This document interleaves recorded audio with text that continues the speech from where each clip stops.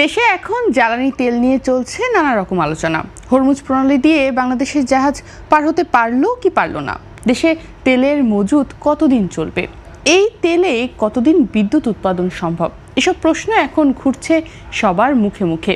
তেলের দাম বাড়লো কত, সরকার কত ভর্তুকি দিচ্ছে, সেটাও বড় আলোচনার বিষয়। কিন্তু আপনি কি জানেন, আগে একটি জ্বালানি তেলের জাহাজ আনতে যত খরচ হতো, এখন তার তুলনায় প্রায় দ্বিগুণ টাকা গুনতে হচ্ছে। কেন এমন হচ্ছে আর কতটা বাড়তি চাপ পড়ছে, চলুন বিস্তারিত জেনে নেই। মধ্যপ্রাচ্যে ইরানকে ঘিরে যুদ্ধ পরিস্থিতির কারণে টানা 1.5 মাস দেশে কোনো অপরিশোধিত জ্বালানি তেলের জাহাজ আসেনি। এই স্থবিরতার মধ্যেই সৌদি আরবের ইয়ানবু বন্দর থেকে 1 লাখ টন তেল নিয়ে এমটি নাইনেমিয়া নামের একটি জাহাজ রওনা দিয়েছে। এই চালানের মূল্য প্রায় $100.84 মিলিয়ন, অর্থাৎ বাংলাদেশি টাকায় প্রায় 1223 কোটি টাকা।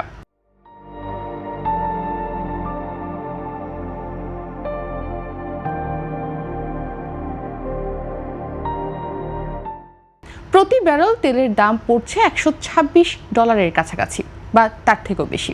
কিন্তু মাত্র কয়েক মাস আগেও একই পরিমাণ তেল আনতে খরচ হয়েছিল প্রায় অর্ধেক।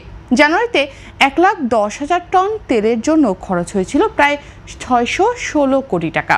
তখন প্রতি ব্যারেলের দাম ছিল প্রায় $65, অর্থাৎ নতুন চালানের খরচ প্রায় দ্বিগুণ হয়ে গেছে।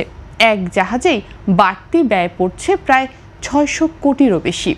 এই বাড়তি খরচের পেছনে বড় কারণ হচ্ছে যুদ্ধ ও সরবরাহ সংকট। হরমুজ প্রণালীতে এখন উত্তেজনার কারণে জাহাজ চলাচল অনিশ্চিত হয়ে পড়েছে। অনেক জাহাজ আটকে যাচ্ছে বা রুট পরিবর্তন করতে হচ্ছে, ফলে পরিবহন খরচও বেড়ে যাচ্ছে। এমনকি কিছু জাহাজের চুক্তিও বাতিল করতে হচ্ছে। এদিকে দেশের শোধনাগার পরিস্থিতিও ভালো নয়। যুদ্ধ শুরুর পর নতুন তেল না আসায় চট্টগ্রামের ইস্টার্ন রিফাইনারিতে মজুদ তেল শেষ হয়ে গেছে, ফলে শোধন কার্যক্রম প্রায় বন্ধ। ডিজেল উৎপাদনও কমে এসেছে।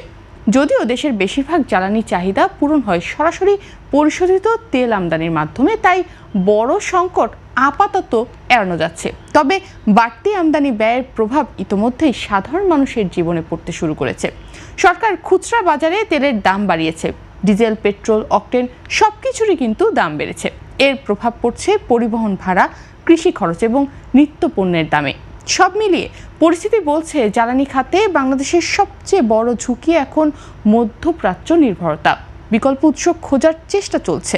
নাইজেরিয়া, মালয়েশিয়া বা নরওয়ের মতো দেশ থেকে তেল আনার পরিকল্পনাও আছে, কিন্তু সেটা কত দ্রুত বাস্তবায়ন হবে সেটাই এখন বড় প্রশ্ন। এখন স্পষ্ট, বিশ্ব রাজনীতির উত্তাপ সরাসরি এসে পড়েছে দেশের জ্বালানি খাতে, আর তার চাপ শেষ পর্যন্ত বইতে হচ্ছে সাধারণ মানুষকেই।